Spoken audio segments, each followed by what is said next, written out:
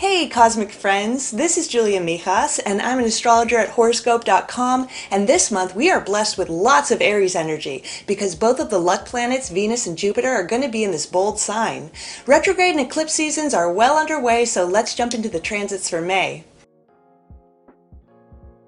Venus, the love planet, enters the fiery sign of Aries, so this May relationships might have an impulsive quality to them.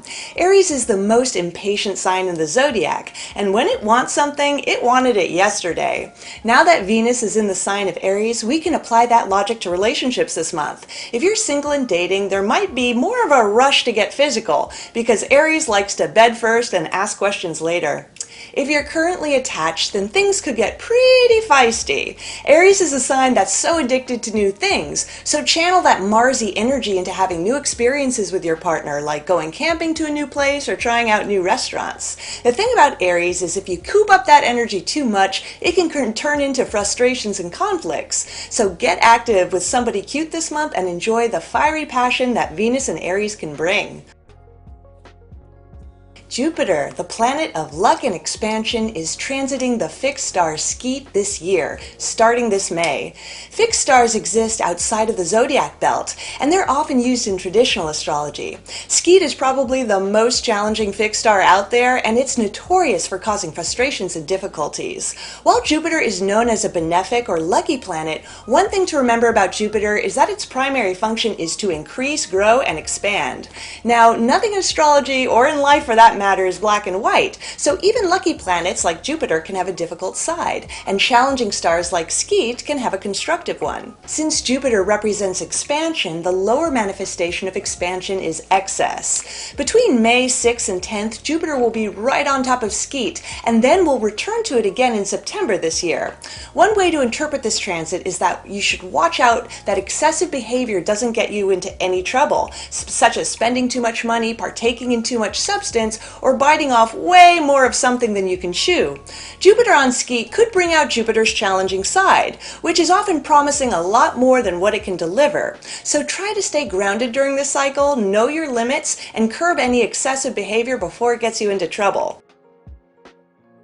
For the past few months, we've had a break from retrograde season, but that's about to change this May because Mercury, known as the trickster archetype, is going to reverse its celestial course on the 10th. Mercury is the planet of communication and mentation, so when Mercury goes retrograde, which happens about 3 times per year, there are often problems with everything that Mercury represents. In the sign of Gemini, where Mercury is actually really super strong, this could especially affect the technology in your life, like your computer or phone freaking out. You might have lots of misunderstandings with the Geminis in your life, who are really going to feel this retrograde cycle. And if you have any siblings, which are also ruled by Gemini, then you guys might have some trouble seeing on the same page of things.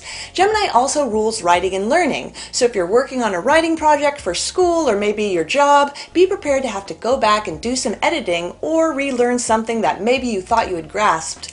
The good news is that this really annoying cycle only lasts 3 weeks. A superb cosmic shift is happening this month because Jupiter, the planet of luck and expansion, enters the brave sign of Aries on May 11th. All of the Aries in the world are about to get a big boost this month because the other lucky planet, Venus, is also adding her magic to the sign. Jupiter is going to hang out in Aries until late October this year, and then it's going to finish up its time in Pisces, where it's not going to be back for another 12 years. When I think of Jupiter and Aries, I think of the adage, fortune favors the brave. You can find luck and opportunity in all things bold and enterprising. This is a great transit for taking the lead and being more decisive. You could be more rewarded by taking action than just sitting back passively. And if you need to take the initiative on something or pioneer in some area, then Jupiter may give you the luck that you need to succeed. Retrograde season isn't the only thing you'll have to watch out for this month, because eclipse season is also well underway. Because eclipses actually always work in families. So on May 16th, we're having our second one this year, and it's all along the Taurus-Scorpio axis in a lunar eclipse in the sign of the Scorpion.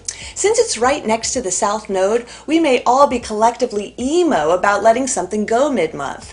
Mars and Pluto, the planets that rule sex, are both positively aspecting this eclipse, so you may find that this is a really horny Scorpio moon, and Scorpio moons are usually pretty horny anyways.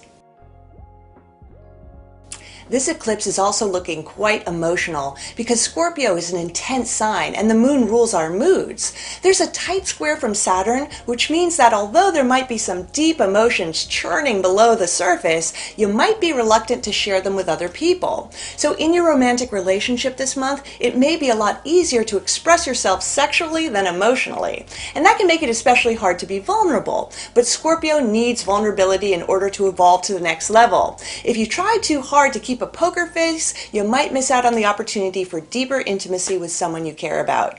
Alright guys, thank you so much for watching. Please subscribe for more videos just like this. Bye-bye!